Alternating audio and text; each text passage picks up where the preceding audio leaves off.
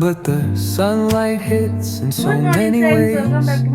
আশা করি সবাই তোমরা ভালো আছো। সকালবেলায় 10টা বাজে। আজকে আমার পুজো টুজো কিচ্ছু হয়নি, কোনো কাজ হয়নি। মা সকালবেলায় লুচি করছে, ওখানে একটু মাকে শুধু একটু হেল্প করে দিয়ে এলাম, বাস। আর কোনো কাজ হয়নি। এখন পূজা দিব। সকালে কিছু জামা কাপড় ধোয়া হয়েছে, যদিও ওই টুকটাক কাজ হয়েছে, কিন্তু হচ্ছে মেন কাজই হয়নি, পূজাটাই হয়নি। পূজাটা এখন দিব আগে পূজা কমপ্লিট করি, তারপর অন্য কাছে হাত দিব। আজকে সকাল থেকে আজকে আমাদের দিনটা কেমন করে জানি কেটে গেল। 3:30 বাজে। আস্তে আস্তে রেডি হবো এখন বেরোনোর জন্য। 4:30 পৌনে 5টা নাগাদ বেরোবো। তো তাড়াহুড়ার মধ্যে কি করে দিনটা কেটে গেল আমি মোবাইলটা ধরতেই পারিনি। মামাকে গানে বসালাম, ওকে পড়া কমপ্লিট করালাম, স্কুলের ড্রেস আয়রন ফায়রন সব কিছু করে রাখলাম। এবার ব্যাগটা গুছাবো আগে, তারপরে রেডি হব। ওকে রেডি করবো, নিজে রেডি হব। কুটি কাকু বললো যে হচ্ছে 5টা নাগাদ বেরোবে। 5টা নাগাদ বেরোবো, রেডি হই এখন। দেখো ওর টেন্ট হাউস তো ভেঙে ফেলেছে, এবারে ছাতা দিয়ে টেন্ট হাউস বানিয়েছে। সুন্দর হয়েছে বন্ধুরা, বলছে কেমন হয়েছে বন্ধুরা। দেখো এখানে ছাতা সোফার মধ্যে দিয়ে কি শুরু করেছে। দুইটা বালিশ নিচে, আর এবার এগুলো যেটা কোনো দিক দিয়ে বৃষ্টি পড়লে আর বৃষ্টি আসতে পারে না, এই দিক আর এই দিকে লাগাবো। এই দিকে না মা জল ভরবো, ড্রেস রেডি করে রাখলাম। মামা এসে দাঁড়ায় আছে, চলো কাকিমুনি নামো।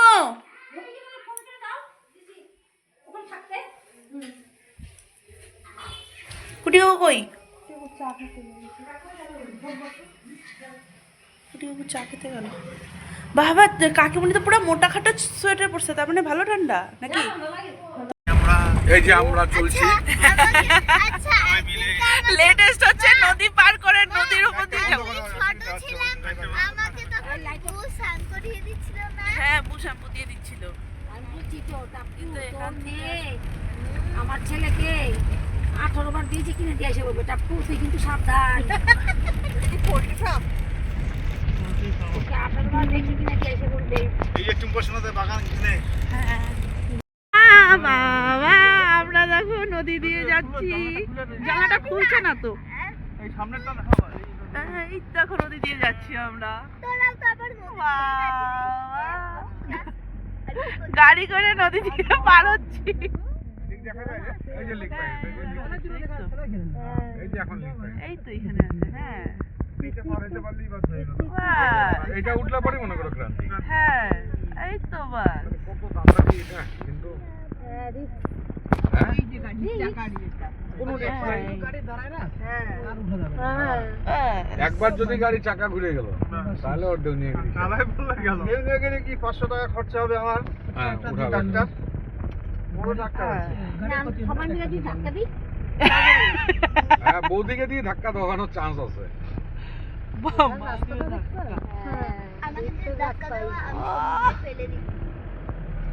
এই দেখো জল, সুন্দর নদী পার হয়ে গেলাম আমরা। এই ঢুকে গেলাম ক্রান্তি। এই আরেকটা নদী আছে, আরেকটা ছোট, ওইটা জয় বলতে ওইটা টেনশন নাই বাবু। গতকাল আশ্বাদন বলেছিলাম, ব্রহ্মার দক্ষিণ অঙ্গ থেকে বেরোলেন মনু এবং বাম অঙ্গ থেকে বেরোলেন শতরূপা। তাদের দিয়ে জগৎ সৃষ্টি হলো, মনু থেকেই মানব। এবং মনুর 2 পুত্র হলেন উত্তানপাদ এবং প্রিয়ব্রত। গতকাল আমরা উত্তানপাদের কথা শুনেছি। আজ রাজা পরীক্ষিত জিজ্ঞাসা করছেন, প্রিয়ব্রত ভাগবত আত্মারাম কথং মুনে গৃহে রমত জন্মূল কর্মবন্ধ পরায়ণ। মনুর আরেক পুত্রের নাম হলেন প্রিয়ব্রত। এই প্রিয়ব্রতের পত্নীর নাম কি? বর্হিষ্মতি। প্রিয়ব্রত রাজ্য নিতে চান নাই, এই ভারতবর্ষেই সম্ভব। রাজা রাজ্য পরিহার করছেন, এমন দানি আমরা ভারতবর্ষে ছাড়া কোথাও পাই না। কর্ণ, হর্ষবর্ধন,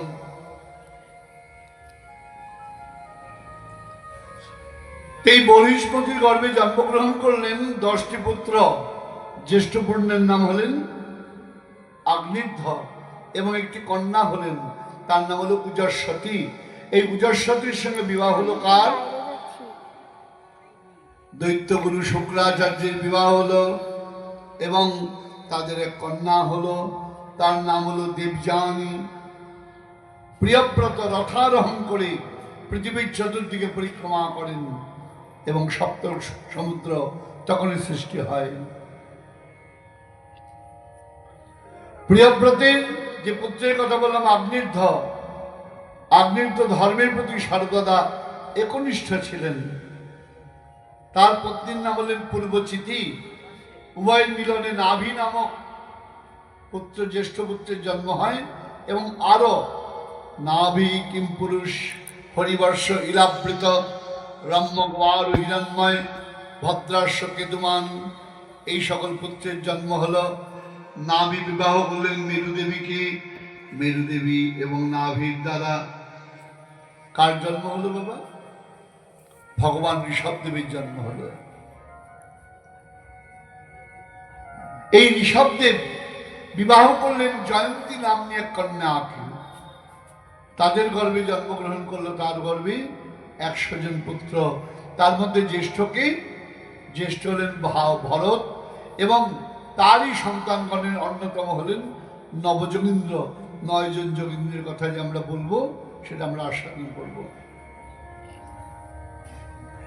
এই ভরতের কথা যখন বলা হলো তখন সুখদেব গোস্বামী চরণকে রাজা পরীক্ষিত বলছেন, ভরতন্তু মহাভাগ যথা ভগবত বনিতন পরিপালয়ান সঞ্চিত স্তোক তদনুশাসনে পারা। এই গুরুদেব, আপনি ভরত মহারাজের কথা আমাদের কীর্তন করুন। ভরত মহারাজের কথা আস্বাদন করতে চাই। আপনারা জানেন সনাতন ধর্মে আমাদের 4টে আশ্রম রয়েছে। কি কি? খুব উপলব্ধি করে শুনবেন। প্রথমে ব্রহ্মচর্য, কখন? ছাত্রাবস্থায়। তারপরে গার্হস্থ, গৃহস্থ জীবন, তারপর বানপ্রস্থ এবং শেষে সন্ন্যাস। যদি আমি 4টে আশ্রমের 3টে নিয়ে মূলত আলোচনা করি, তাহলে প্রথমে ব্রহ্মচর্য। কত সাইন্টিফিক ভাবনা ভাবুন একবার। যখন তুমি ছাত্র তখন তোমার একমাত্র ফোকাস থাকবে কিসে? বিদ্যা, অধ্যয়ন, অন্য কোনো কিছুতে নয়। আমরা কি দেখছি? আমরা দেখছি উল্টো। আর একটা কথা বলে রাখি বাবা, স্কুল কলেজ কত বেড়েছে বর্তমানে। যখন ভারতবর্ষ স্বাধীন হয়েছিল 47 সালে, কত স্কুল ছিল, কত কলেজ ছিল বলুন? আর এখন কতগুলো স্কুল কলেজ। অন্য কথা বাদ দেন, আমি যখন পড়াশোনা করেছি তখন ইউনিভার্সিটি ছিল কয়েকটা, মাত্র কয়েকটা। Kolkata University, Jadavpur University, Rabindra Bharati University, Burdwan University, আর এদিকে নর্থ বেঙ্গল। মানুষকে পড়তে গেলে এখন কত ইউনিভার্সিটি হয়ে গেছে, বাপরে বাপ, গুণে বলা যাবে না। লাভটা কি হচ্ছে? বিদ্যা বাড়ছে, তার সঙ্গে ক্রাইম বাড়ছে। ক্রাইম বাড়ছে পৃথিবীতে, মানুষের হানাহানি বাড়ছে, হিংসা বাড়ছে, ঘৃণা বাড়ছে, বিদ্বেষ বাড়ছে। আমার প্রশ্ন, তাহলে বিদ্যা করে লাভটা কি হচ্ছে? ডক্টর রাধাকৃষ্ণন, আপনারা জানেন, ভারতবর্ষের এক অন্যতম শ্রেষ্ঠ পুরুষ, যার নামে শিক্ষক দিবস পালন করা হয়। তিনি বলেছিলেন বিদ্যা হলো 4 রকম। খুব মন দিয়ে শুনবেন মা বাবা। বিদ্যা হলো 4 রকম। কি কি? প্রথমেই বললেন দারুণ কথা, অর্থকরী বিদ্যা, দ্বিতীয় বাদকরী বিদ্যা, তৃতীয় যশস্করী বিদ্যা, চতুর্থ সুতত্ত্ববোধিনী বিদ্যা। অর্থকরী বিদ্যা প্রথম হলো আমরা লেখাপড়া যখন শিখি, ছেলে মেয়েকে ব্রেনে কে ঢুকিয়ে দিই আমরা? লেখাপড়া করছে একমাত্র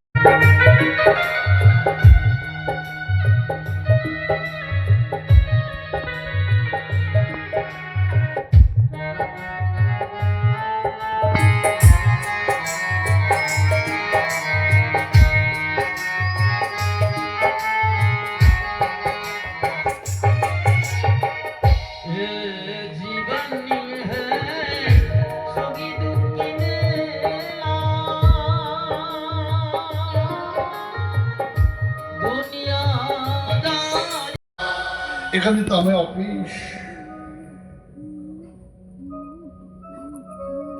করলেন, ইন্দ্র বজ্র নিয়ে আঘাত করলেন, তার উদরে ছিদ্র হলো, সেখান থেকে ওই আবদ্ধ বেরিয়ে গেলেন, বৃত্রাসুরের মৃত্যু হয়ে গেল।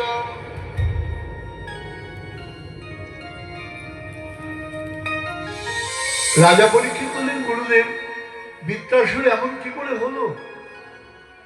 এমন ভগবানের কথা বলছেন, তার তো অসুরের বৃত্তি নাই। তখন সুখদেব গোস্বামী চরণ বললেন, শোনো, এই বৃত্রাসুর কে ছিল জানো? পূর্বজন্মে ছিলেন তিনি চিত্রকেতু নামে এক রাজা।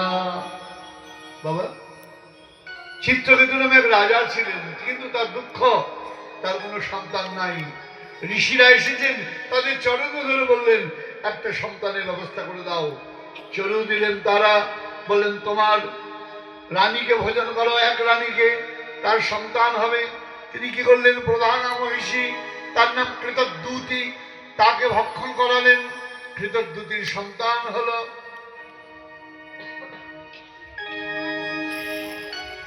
সংসারটা বড় গন্ডগোলের মা। আমি দীক্ষার সময় বলি, এই সংসারে কেউ প্রিয়জন হয় না, সবাই কি হয়? কালকে বলেছি, মনে পড়ে? বলে দেখি কে হয়? সংসারে কেউ প্রিয়জন নয়, সবাই হলো প্রয়োজন। যতক্ষণ প্রয়োজন তাবৎ প্রিয়জন। প্রয়োজন ফুরালে নেই কোনো আয়োজন, তখন বিভাজন। তখন কি হবে? বিভাজন।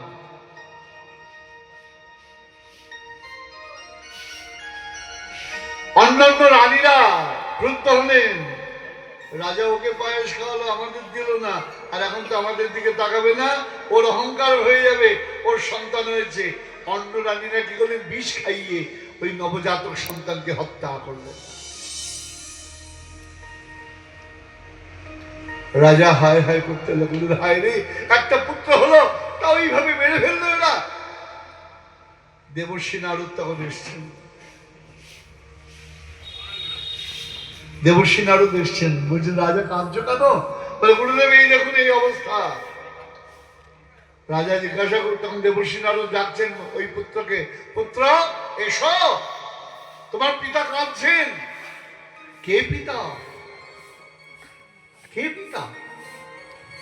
যতক্ষণ দেহে ছিলাম ততক্ষণ পিতা। পৃথিবীতে সম্পর্ক কয় রকম মা? 3 রকম, জেনে রাখো। সম্বন্ধ কয় রকম? 3 রকম। জন্মাদক, কর্মাদক, নিত্য সম্বন্ধ। যার গর্ভে জন্ম, আমি আগে বলেছি, স্মরণ রাখতে পারে, তিনি তোমার মা। যার ঔরসে জন্ম, তিনি তোমার বাবা। তার বাবা ঠাকুরদা, মার মামাসি, বাবার বোন পিসি, তুমি ডাকতে বাধ্য। যেদিন জন্ম হয়েছে সম্পর্ক আপনামনি তৈরি হয়েছে, এগুলোর নাম জন্মাদক সম্পর্ক। মৃত্যু হলেই সম্পর্ক শেষ। এরপরে কর্মাদক সম্পর্ক, কর্মকেন্দ্রিক সম্পর্ক। যতক্ষণ কর্ম আছে, বিবাহ হয়েছে, স্বামী স্ত্রী, ডাইভোর্স হলো, সম্পর্ক নাই, শেষ।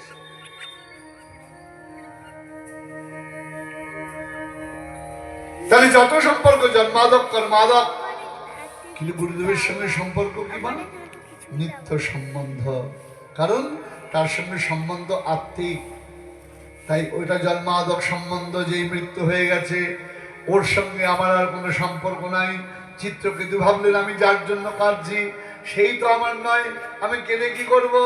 তিনি রাজ্যত্ব পরিত্যাগ করলেন, দেবর্ষী নারদের থেকে দীক্ষা নিয়ে বিদ্যাধরত্ব লাভ করে ভ্রমণ করতে লাগলেন। কৈলাসের উপর দিয়ে যখন যাচ্ছেন, দেবী আমার দেবী পার্বতী মহাদেবের কোলে বসে আছেন দেখে তখন তিনি মহাদেবকে মনে মনে ভাবলেন, যিনি পত্নীকে কোলে নিয়ে বসে থাকেন কেমন সাধু। এই কথা শুনে ক্রুদ্ধ হলেন দেবী, তাকে অভিসম্পাদ দিলেন, তুমি অসুর জনি প্রাপ্ত হও। সেই অসুর হলেন বৃত্রাসুর।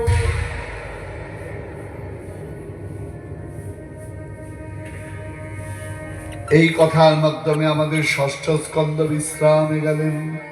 বলো শ্রীমদ ভাগবত মহাপুরাণ কি। এবার আমরা প্রবেশ করছি কোথায় বাবা? সপ্তম ভাগে, যার নাম কি সপ্তম স্কন্ধ। সুখদেব গোস্বামী চরণকে রাজা পরীক্ষিত বলছেন, হে গুরুদেব একবার কৃপা করে বলবেন, সমপ্রিয় সরিত ব্রাহ্মণ ভূতানাং ভগবান স্বয়ং ইন্দ্রের স্বার্থে কথম দৈত্যং বোধিতি সমযথা। ভগবানের তো কোনো শত্রু হয়, ত্রিভুবনে বিজয়ী হলেন। এই হিরণ্যকশিপুর একজন সন্তান ছিলেন, তার নাম কি বাবা? ভক্ত শ্রেষ্ঠ প্রহ্লাদ মহারাজ। বলে প্রহ্লাদ মহারাজ কি।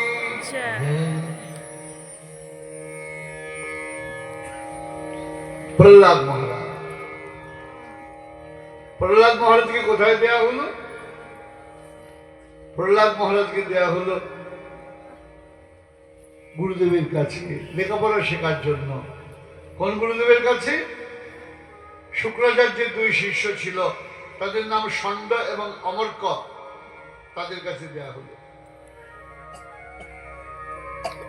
ষণ্ড অমর্ক ভালো করে লেখাপড়া শিখিয়ে রাজা পরীক্ষিতের কাছে, এই হিরণ্যকশিপুর কাছে নিয়ে এলেন। মনে মনে ভাবনা প্রাইজ পাবেন। রাজা দেখুন আপনার ছেলেকে কি সুন্দর বিদ্যা শিক্ষা দিয়েছি। রাজা বলছেন, বেশ বাবা, তুমি এতদিন যা শিখেছ তার মধ্যে সর্বশ্রেষ্ঠ যে শিক্ষা সেটা আমাকে বলো। হিরণ্যকশিপুকে প্রহ্লাদ মহারাজ বলছেন, বাবা বলবো, আপনি সহ্য করতে পারবেন তো? বলো বাবা, শ্রেষ্ঠ বিদ্যা কোনটা, শিক্ষা কোনটা? তখন আমার প্রহ্লাদ মহারাজ বলছেন, শ্রবণং কীর্তনং বিষ্ণু স্মরণং পাদো সেবনং অর্চনং বন্দনং দর্শ সাক্ষাৎম নিবেদনং ইতি পুংসার্পিতা বিষ্ণু ভক্তিশ্চন্নবলক্ষণা প্রিয়েত ভগবত তদ্ধ্যা তন্মন্নিধিতমুত্তমম। হে পিতা, এটাই হলো পৃথিবীর শ্রেষ্ঠ শিক্ষা।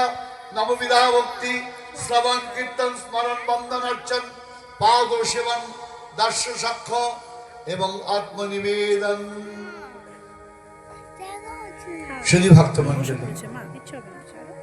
প্রহ্লাদ মহারাজ হিরণ্যকশিপুকে বললেন না, সারা পৃথিবীকে বললেন ভগবানের ভক্তির জন্য শ্রেষ্ঠ অঙ্গ নববিধা ভক্তি। আমরা এক লাইন একটু বলছি। প্রথম হলো শ্রবণ, শুনতে হবে কানে, না শুনলে হবে না বাবা। স্কুলে যাওয়ার সময় কি ঠিক রাখতে হয়? আগে কান, মাস্টার যা বলছে শুনতে হবে, শিক্ষক মশাই।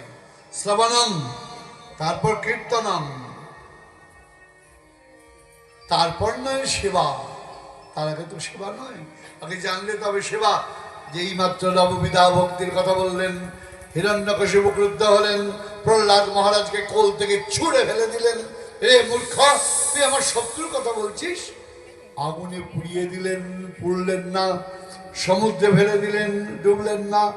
বিষ খাইয়ে দিলেন, মৃত্যু হলো না। অন্য ষণ্ড অমর্ক বলছেন, মহারাজ আর একবার দেবেন, একটু চেষ্টা করে দেখি। একবার হয়নি, আরেকবার দেখি। নিয়ে গেছেন। যার পর কি হয়েছে, প্রহ্লাদ মহারাজ হরিনাম করছেন, আর প্রহ্লাদ মহারাজকে দেখে অন্য অন্য যে দৈত্য সন্তান আছে তারাও হরিনাম করতে লেগে গিয়েছেন। আর এক কেলেঙ্কারি কাণ্ড, প্রহ্লাদ মহারাজ বৃক্ষতলে বসে কৃষ্ণ নাম করছেন, আর দৈত্য বালকগণ প্রহ্লাদ মহারাজের সঙ্গে কৃষ্ণ নাম করছেন।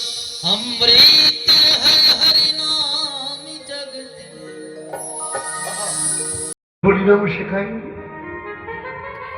তুই শিখলি কি করে? প্রহ্লাদ মহারাজ বলছেন, শুনবি? শুনতে হবে। আমার মায়ের নাম হলো কয়াধু, যখন দেবরাজেন্দ্র রাজ্য আক্রমণ করলেন, আমার বাবা তখন তপস্যায়।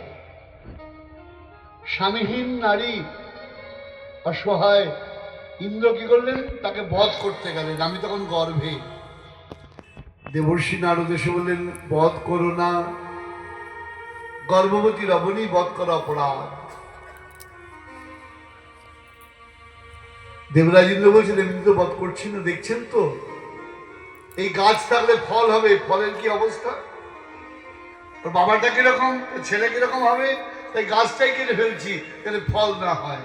চিন্তা করো না, এই বৃক্ষের ফল থেকেই তোমাদের মুক্তি লাভ হবে। দেবরাজেন্দ্র বধ করলেন না। আমার মা চলে এলেন দেবর্ষি নারদের কুটিরে। সেখানে তিনি কৃষ্ণ নামে দীক্ষা গ্রহণ করলেন। অনেকে বলে না গর্ভাবস্থায় হরিনাম নেওয়া যাবে, এর থেকে বড় প্রমাণ আর কি? শুধু হরিনাম বলে নয়, কোন গর্ভাবস্থায় কোন মার যদি কুচিন্তা হয়, সন্তানের মধ্যে তার এফেক্ট পড়ে। আজকে আমরা ভালো সন্তান পাচ্ছি না কেন? ভালো মা নাই। কে বলেছিলেন? লোকেশ্বরানন্দজি আমাকে বলেছিলেন। রামকৃষ্ণ মিশনের বিরাট বড় আচার্য তিনি। এক জায়গায় বক্তব্য রাখতে গেছিলাম আদ্যাপীঠে। বলে আগে কত চন্দ্র ছিল, বঙ্কিমচন্দ্র, শরৎচন্দ্র, সুভাষচন্দ্র, এখন আর চন্দ্র নাই, আকাশ ফাঁকা। কেন নেই? একজন জিজ্ঞাসা করেছে। তা বলছি প্লেন ল্যান্ড করলেই হবে না, প্লেন ল্যান্ড করার জন্য এয়ারপোর্ট প্রয়োজন। প্লেন যেখানে সেখানে নামতে পারে? প্লেন নামতে গেলে কি দরকার আগে বাবা? এয়ারপোর্ট তৈরি করতে হবে। তা আগে ভালো মা যদি না হয়, ভালো সন্তান হবে কি করে? গর্ভাবস্থায় মায়েরা যথেচ্ছ জীবনযাপন করছেন, তার এফেক্ট সন্তানের উপর আসছে। তাহলে ভাবুন তো, সত্যই চরণে আত্মসমর্পণ করুন। ক্রুদ্ধ হলেন হিরণ্যকশিপু, রে মূর্খ, কোথায় তোর হরি? বাবা, আমার হরি সর্বজগতে অনন্ত কোটি ব্রহ্মাণ্ডে রয়েছেন, কোথায় নেই? যদি সর্বত্র কস্মাৎ স্তম্ভেন দৃশ্যতে, তোমার ভগবান যদি সর্ব জায়গায় থাকে, স্তম্ভে কেন দেখতে পাচ্ছি না? প্রহ্লাদ মহারাজ বলছেন, কে বলেছে? আমার ভগবান স্তম্ভেও আছে। বাবা, আপনাদের বলে রাখি, ভগবান নৃসিংহদেব কোথায় প্রকট হয়েছিলেন? বিশাখাপত্তনম, ভাইজাগ যদি যান, সেখানে একটা মন্দির আছে, নাম জিয়র নৃসিংহ, পাহাড়ের উপরে। সেটাই ছিল হিরণ্যকশিপুর প্রাসাদ। সেখানেই ভগবানের আবির্ভাব হয়েছিল। রাজা ক্রুদ্ধ, অহংকারে মুক্ত, কোথায় তোমার ভগবান? এই স্তম্ভে। বলিতে বলিতে রাজা গদা উত্তোলন করিল, গদা দ্বারা স্তম্ভের মধ্যে আঘাত করিল। যেই মাত্র স্তম্ভে আঘাত করলেন, সঙ্গে সঙ্গে অদ্ভুত এক আওয়াজ হলো। জগৎ প্রকম্পিত হতে আরম্ভ করলেন। সত্য বিধাতম নিজবিত্ত ভাষিতম ব্যক্তিম চ ভূতেষু অখিলেষু যত্মনা অদৃশাত্মন অদ্ভুত রূপম উদ্বহন স্তবে সবায়াম ন মৃগম ন মানুষম ন সিংহ ন মানুষ, এক ভয়ঙ্কর চিত্র। হিরণ্যকশিপু দেখতে পেলেন ভগবান নৃসিংহদেবের আবির্ভাব হলো। বলে ভগবান নৃসিংহদেব কি? কেশবধৃত নরহরি রূপ জগদপি সহরে।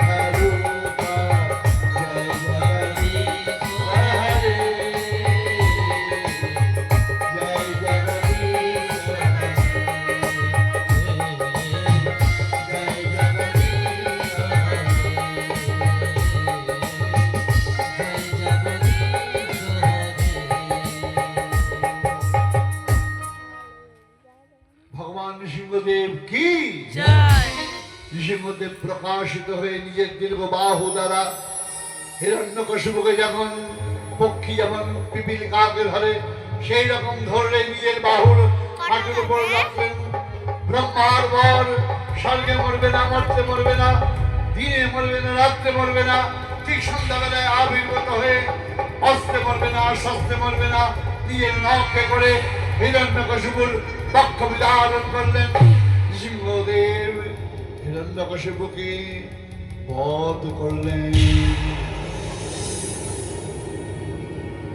শব্দভূতাবংশদেশম বিশ্বাধারম জগৎ সদৃশম মেঘবর্ণম শুভাঙ্গম লক্ষ্মীকান্তম কমলনয়নম যোগী বিদ্যানুদগ্নম বন্দে বিষ্ণুম ভবভয়হরম সর্বলোকৈকনাথম। সবাই স্তব করছে, প্রভু তুমি শান্ত হও, তুমি শান্ত হও। প্রহ্লাদ মহারাজ কোলে গিয়ে বসলেন। প্রভু প্রহ্লাদ মহারাজকে কোলে নিলেন। আয় প্রহ্লাদ, আমার কোলে আয়, তোর জন্য আমার এই রূপ, বল কি চাই?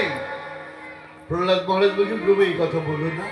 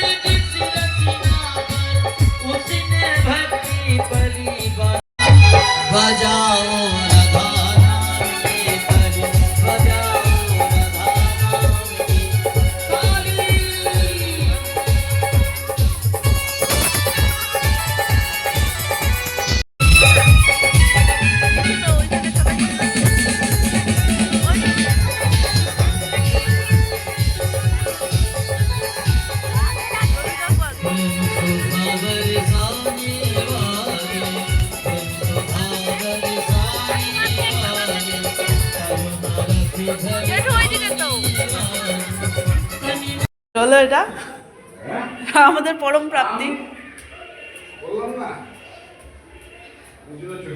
বিরাট ব্যাপার।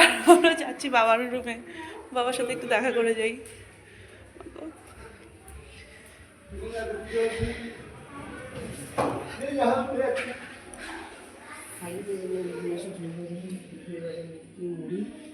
একটু ধরে দেখুন।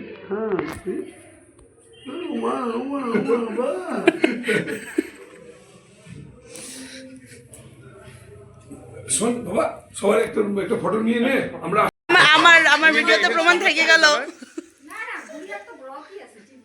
প্রমাণ থেকে গেল। বসো। রাজু কাকু যাও, রাজু কাকু যাও, রাজু কাকু যাও। দেখা যাচ্ছে তো? কি বা দেখা যাচ্ছে নাকি? রবি কাকুকে ঢেকে গেছে। নাই, রবি কাকু নাই আমার ফটোর মধ্যে, আসতেছে না ক্যামেরাতে। নাই নাই ক্যামেরা না। এটা কি রেকর্ডিং হচ্ছে নাকি? ভিডিও রেকর্ডিং হচ্ছে তো? এটা দেখো না, সুন্দর গাড়ি থামলো, আরো বালিশ পায়ে গেছে কুটি কাকুর কোলে। ওই যে বউ ডাকে, মাম ডাকে, বর ডাকে, বর ডাকে, বর ডাকে। জয় বলদেব, জয় বলদেব। সুন্দর পাঠ শুনলাম, সুন্দর আমাদের বিরাট প্রাপ্তি হইল। চলো টাটা। মা গো, মা গীতার অবস্থা দেখো, গীতার অবস্থা দেখো। ছিলাম না আমরা, গীতা এখানে দেখো ভাত ডাল, কি করছে? এটা ভাত, এটা ভাত। ও ডিমের মামলাটা সব রেডি করে রেখেছে এখানে। এখানে হচ্ছে আমার জন্য পরোটা, হ্যাঁ আমার জন্য পরোটা, কালকের জন্য আলু সেদ্ধ করে, বুনুর স্কুলের ভাতের সব কিছু রেডি। গীতা সত্যি রে, থ্যাংক ইউ। গীতা না থাকলে সত্যি দেখো, এইখানে দেখো আমার জন্য পরোটা করে রেখেছে মেয়ে। আমার পাট কি আমার তোলা পরোটা শুনতে এখানে লাগতো না, এই যে পাটে গেছি ক্রান্তিতে। কালকের আলু সত্যি এই রাত্রিবেলায় ক্রান্তিক থেকে 11:30 10:30 বাজে আসলাম। তা পাটটা কিন্তু দারুণ হয়েছে। দারুণ পাঠ হয়েছে আজকে। আজকে একদম মানে মন শান্তি, পরম শান্তি, একদম মানে পরম প্রাপ্তি লাভ হয়েছে আজকে আমাদের। হিরণ্যকশিপুর যে কথাটা যে বললো নৃসিংহ দেবতা, ঋষিকদেবের এটা আমি না প্রথমে গিয়েই